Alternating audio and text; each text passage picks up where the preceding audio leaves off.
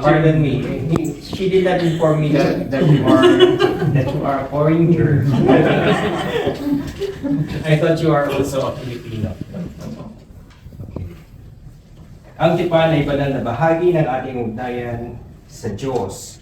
Ngayon ay nais nating ihayag ang mahalagang katungkulan ng mga magulang at mga ninong at ninang at ng iglesia. Mangyaring ihayag ninyo ang inyong tipan. Restituto at Nerissa, tinatanggap ba ninyo ang pangangailangan ng inyong anak na lumago sa turo at aral ng Diyos sa loob ng Kristiyanong kapatiran na tuklasin ang pinagmulan ng ating pananampalataya na tumugon sa tawag ng Ebanghelyo at magkaroon ng bahagi sa buhay ng ibang mananampalataya hanggang dumating ang panahon siya ang maghahayag ng kanyang pananampalataya sa tunay na buhay ng Diyos. Ang turod mo ay nangangaku ba kayo? Nagagampanan ang inyong banal na tungkulin sa inyong anak sa tulong at habag ng Diyos. Ganyan din naman, nakahanda ba kayong iaayos ang inyong mga buhay, palaguin ang inyong pananampalataya at maglingkod sa Iglesia ng Panginoong Hesukristo gaya ng ipinahayag ni Josue, ngunit ako at ang aking angkan ay kayabay lamang lilingkod. Mga ninong at ninang. Mga ninong lang pala. Sapagkat maraming uri ng tao ang hihipo sa buhay ni Isaac. Nakikipagtipan ba kayo sa Diyos sa harapan ng kapulungan ito na ibibigay ninyo ang inyong panahon at sarili? Sa batang ito, natulungan siyang tuklasin ang isang lumalagong pakikipag-ugnayan sa Diyos at sa kanyang kapwa at sa kanyang sarili. Ibabahagi sa kanya ang mga tamang panuntunan sa paglakad sa pananampalataya, ipanalangin at mamahalin bilang bahagi ng inyong mga buhay ngayon. Yes.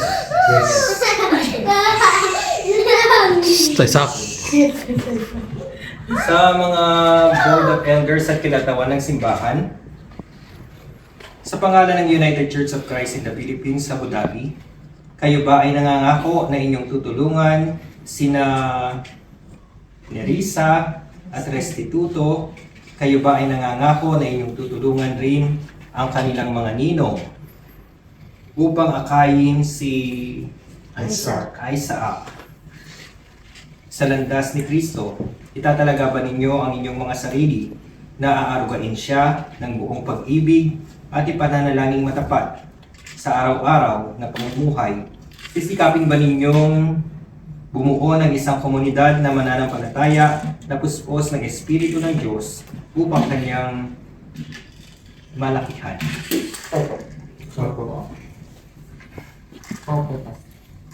Tayo ay manalangin. O Diyos, kami ay nagpapasalamat sa iyo na iyong idinulog ang pamilya ni Nerissa at Restituto upang mapabinyagan ang aming munting kapatid na si Isaac. Kaya o Diyos, basbasan mo ang aming gagamitin para sa pagpapalagay ng aming munting kapatid. Ang tubig at ganoon din naman ang mga kandila na aming sisindihan mamaya. Ito po ang aming samot-dalangin sa pangalan ni Jesus. Amen. Ang bautismo ay akto ng pagbibigay at ng pangalan at pagkakakilanlan sa kalipunan ng mananampalataya at sa harapan ng Diyos. Ito ang pagtatalaga ng isang nilikha sa kanyang manlilikha at isang bigkis ng pag-ibig sa mga hinirang at tinubos ng Panginoon. Tayo ay manalangin. Walang hanggang Diyos, nang wala pang anumang bagay sa daigdig, sa iyong makapangyarihang salita, hinawi mo ang kadiliman at pinasilay ang iyong liwanag. Sa panahon ni Noe, iniligtas mo ang mga nasa arko sa ibabaw ng malaking tubig. Matapos ang baha, naglagay ka ng isang bahaghari bilang iyong tipan sa mga naligtas. Nang ang iyong bayan ay alipin sa Ehipto, pinalaya mo sila at itinawid sa dagat hanggang sa makarating sila sa lupang pangako. Sa kaganapan ng panahong isinugo mo si Jesus, binalot mo ng tubig ang bahay bata ng kanyang ina, binautis ng haliwan sa ilog Jordan. at kinasihan ng banal na Espiritu, inatasan mo ang iyong mga alagad na igawan mo na nagampanan ang tungkulin ng pagbabautismo. Nawa o Diyos, igawan mo ngayon ang iyong banal na Espiritu. Pagpalain ang tubig na ito, pakipuha ko. Ang tatanggap ito, upang damitan siya ng katwiran ni Kristo sa kanyang buhay, makihati sa kanyang pagkamatay at pagkabuhay na muli, at magkamit ng tagumpay. Amen. Pakiyan po ito.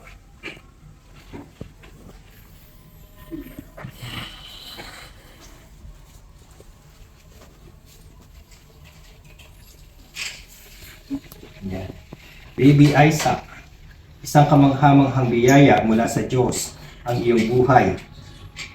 Kaya ngayon ay binabautismuhan kita sa pangalan ng Ama, ng Anak, at ng Espiritu Santo. Ang pagpapala ng makapangyarihang Diyos, ang Ama, ang Anak, ay sumapit sa iyo, manahan sa iyong puso, ngayon at magpasawalang hanggan. Amen. Pakisindi po ang iyong mga kandila. In the Bible, Jesus says that we are the light of the world. May you light the path of your godchild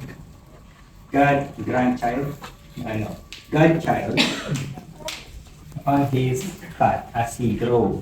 May he be a God-fearing, and you be reminded also that your responsibility is a second parent to your godchild. So when baby Isaac has no milk and has no diaper, you know who to call. Okay?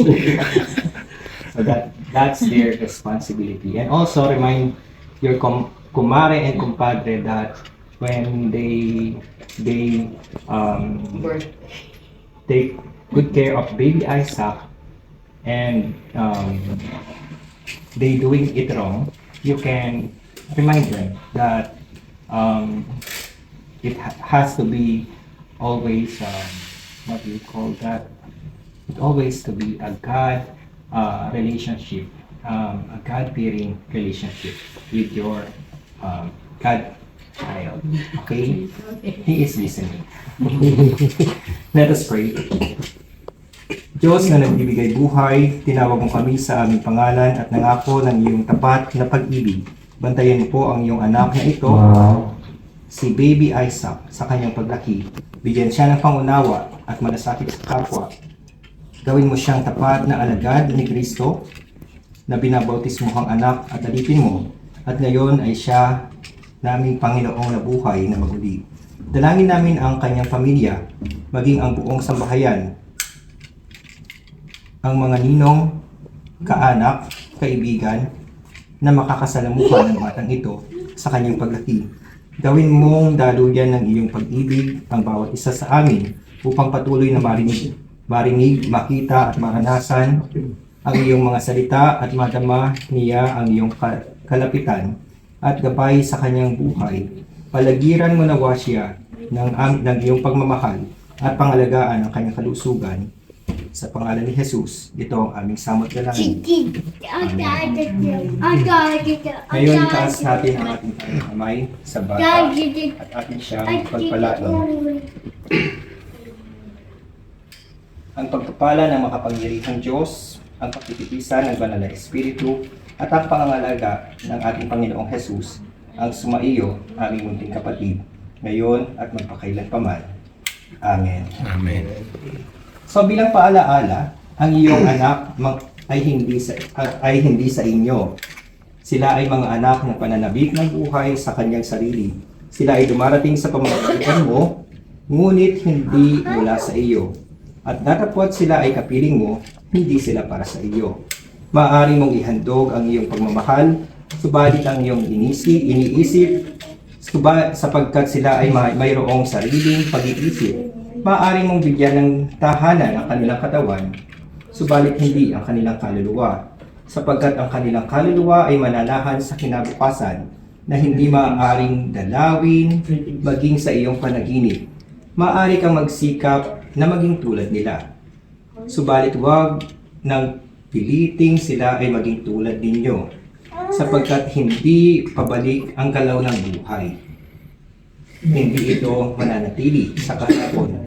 Kayo ang mga pana kung saan ang inyong mga anak ang siyang buhay na palasong iniaagas.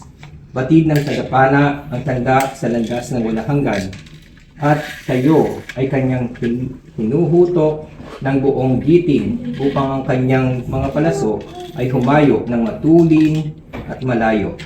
Hayaang paghulma sa iyo sa kamay ng tagapana ay para sa kagalakan, sapagkat kahit na ang kanyang minamahal ang palasong lumilipad, kanya ring minamahal ang panang walang ina. So, i-welcome natin si Baby Isaac sa ating kapatiran ng UCC. Palakpakan natin.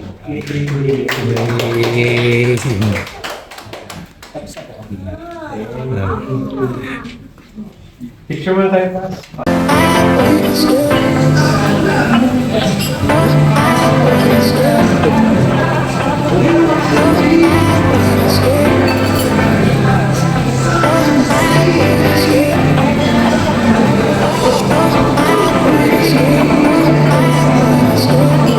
Aywa, nyaman.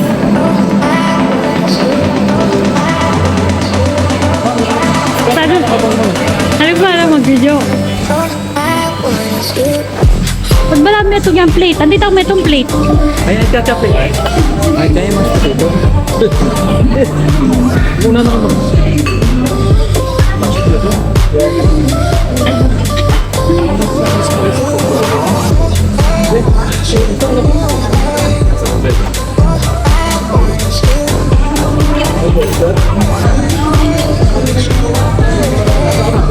Ating pong metong, di ba? At ang ating chicken. One more, right? One more plate with the chicken. Yes.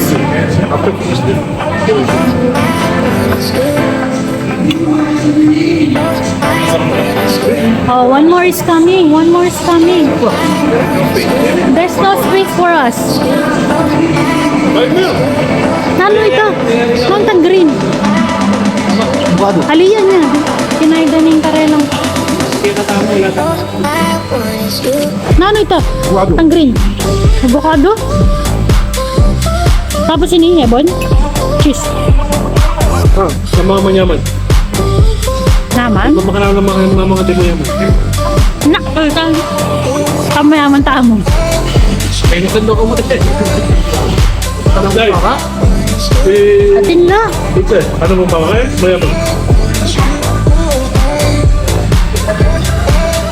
May nagkain ng kutsara. Wala akong kutsara.